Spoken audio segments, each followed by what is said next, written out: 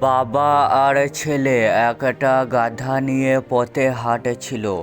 লোকজন বলল, গাধা আছে তবু হাঁটছে, কি বোকা। তখন ছেলে গাধার ওপর উঠল। আবার মানুষ বলল, দেখো ছেলে আরামে বসে আছে, বাবা হাঁটছে। তারপর বাবা উঠল, ছেলে নামলো। মানুষ আবার বলল, বুড়ো মানুষটা নিজে বসেছে, ছেলেটাকে হাঁটাচ্ছে। শেষে দুজনেই গাধার ওপর উঠল। তখনও মানুষ থামল না। অসহায় প্রাণীটির ওপর এত চাপ।